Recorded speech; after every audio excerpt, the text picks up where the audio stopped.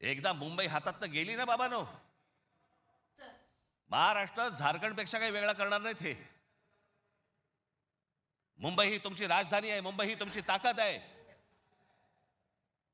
पण जो मस्तवालपणा जो अंगामध्ये शिरलेला आहे यांच्या, की आम्ही काहीही करू, कुठूनही मतं आणू, जे यांनी विधानसभेला केलं तेच करण्याचाही आत्ता पण प्रयत्न करणार.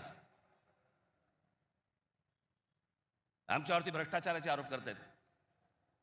काय बोलताय काय तुम्ही? देवेंद्र फडणवीस ज्यावेळेला मुख्यमंत्री होते त्यावेळेला यांनी छगन भुजबळांना जेलमध्ये टाकलं होतं, हो की नाही? आता मांडीला मांडी लावून बसलेत.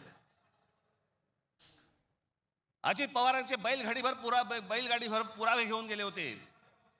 काय किती 70 का 80 हजार कोटीचा काहीतरी घोटाळा, त्याच्याबद्दल पुरावे बैलगाडीतनं घेऊन गेले होते. आता काय सांगतायत? कोर्टात केस आहे, पुरावे असतील तर त्यांना अटक होईल. अरे मग तुम्ही पुरावे दिले होते ना, द्या आता कोर्टात. ही सगळी बाहेरून सगळी माणसं आणायची, इथे भरायची, तुमचा टक्का कमी करायचा, तुमचं अस्तित्व घालवायचं. इथे येऊन ह्यांची माणसं बोलणार, इथे उत्तर भारतातलं माणसं येणार आणि म्हणणार इथे तुम्हाला. काल एक कोणतरी उत्तर भारतातला माणूस बोलत होता म्हणे, मुंबईमध्ये म्हणे नोकऱ्या जर घ्यायच्या असतील महानगरपालिकेमध्ये तर इथल्या स्थानिकांना, उत्तर भारतीय लोकांना दिल्या पाहिजेत. हे बाहेरून येणारे म्हणे कोल्हापूर, सातारा, सांगलीवरून येणारी माणसं हे बाहेरच्या लोकांना द्यायची नाहीत म्हणून. बाहेरची लोक म्हणजे आमच्या सातारा, कोल्हापूर, सांगलीमध्ये येणारी आता हे बाहेरची लोक झाली आणि हे आतले.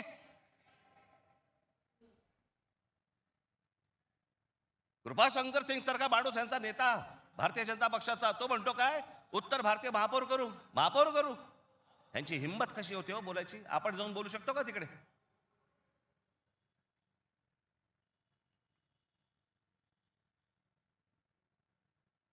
याचं कारण तुम्ही एकत्र येऊच नाही याच्यासाठीचा बंदोबस्त यांनी केलेला आहे. म्हणून काय करायचं? पैसे टाका, माणसं फोडा. यांचं मुंबईवरचं लक्ष उडालं पाहिजे, महाराष्ट्रावरचं लक्ष उडालं पाहिजे. हे मराठी म्हणून कधी एकत्र येताच कामा नयेत. आणि मग आपल्याला जे साध्य करायचंय,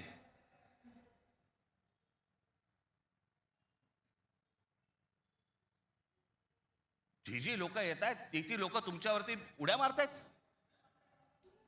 वाटेल ते बोलतायत तुम्हाला. मुंबईमध्ये, महाराष्ट्रामध्ये तुम्हाला घरं नाकारली जात आहेत. काल परवाकडे कोणतरी एक तामिळनाडू मधून रसमलाई आली होती.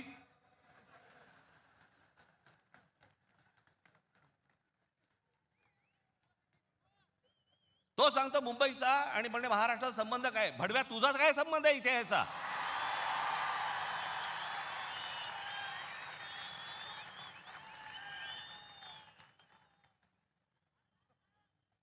यांच्यासाठीच माननीय बाळासाहेब बोलले होते, हटाव लुंगी आणि बजाव पुंगी.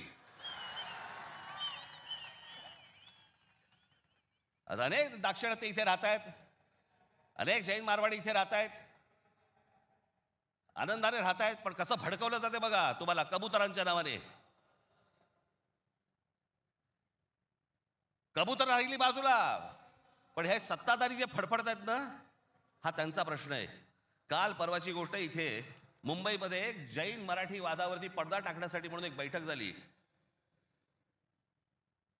ही बातमी फक्त नवाकाळला आली. त्यांचे कोणतरी एक जैन मुली निलेश चंद्र आहेत, निलेश चंद्र बघा.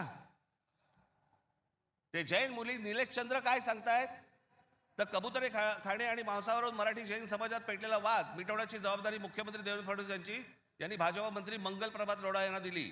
मात्र मंगल प्रभात लोढा यांनी हा वाद मिटवला नाही, तर ह्या समाजामध्ये जास्तीत जास्त भांडणं कशी लागतील हे पाहिलं.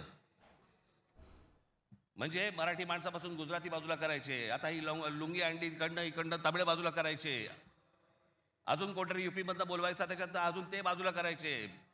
तुम्हाला या महाराष्ट्रामध्ये, मुंबईमध्ये एकट्यात पाडायचं. एकटे असलो तरी काफी होत.